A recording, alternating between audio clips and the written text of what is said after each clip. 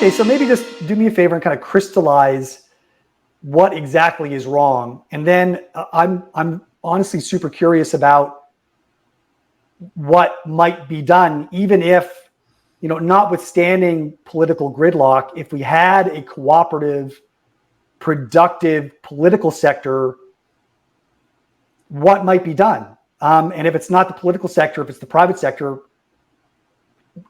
how does the private sector act in order to, address these issues? But let's start with, just do me a favor, sort of crystallize for me exactly what the problem is, and then we can maybe articulate. I'll try to be brief here because I really got to run very shortly. But essentially, the breakdown of the Eurodollar paradigm was the fact that the banks were allowed the privilege of creating money as well as doing the intermediation function. Those two things really should be separate. So banks, if you're creating money, you shouldn't be involved in intermediation. If you're in intermediation, you probably shouldn't do money creation, because what happens is if you're an intermediary, which we absolutely need in any modern industrial economy, then if you're allowed to create money, you're just going to start creating money and stop doing intermediation, which is how you get to things like subprime mortgages and all the financial products that went wrong in the pre-crisis era. So in a very big picture, very broad sense, I think what the answer here is to separate those two functions again. Money creation, which people don't understand, is still a function of the banking system, but yet we still depend upon the banking system to do intermediation.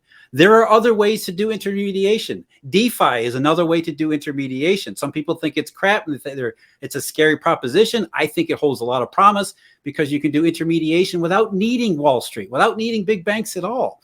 And you can also do money creation without needing banks either.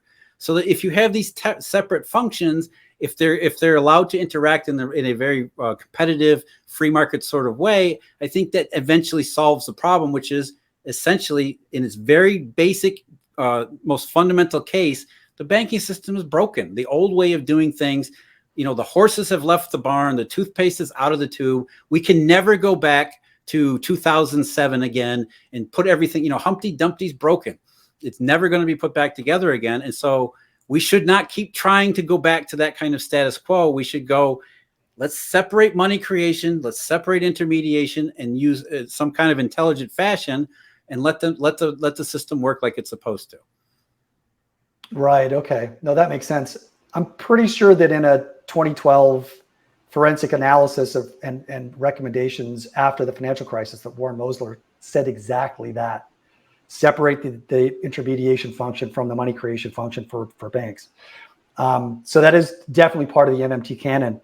But so what are the consequences of this if we were to actually legislate this? It seems to me that this would cause a giant unwind of the global Eurodollar system, right? Because the banks can no longer have their web of offsetting transactions and derivatives. Well, they would lose their privilege. Right. Let's face it. So you maybe carve it off as a money creator, as intermediator, they've been in a very privileged position, including information asymmetry. So yes, that's the big problem here. Well, the biggest problem is to get people to understand what's really going on. But the second big problem is, how do we get from A to B? Let's say we understand what's wrong with A. We know what's going, and we know what B is going to look like. How do you go from A to B? That's an enormous question in and of itself that would need to be dealt with too. And I think the best solution to that is that you have a B kind of running parallel to A, and over time, B just sort of organically absorbs the functions of A in exactly the way the Eurodollar system absorbed the functions from Bretton Woods, and hardly anybody noticed. So you don't have this sharp break in sharp, messy, violent transition point. You just sort of have to have enough time where we kind of gently transition, all the while underneath that people don't realize it's actually happening. So you have a sort of a parallel structure for a time, and then Godwin's law, or not Godwin's law, the Gresham's law, good money drives out bad.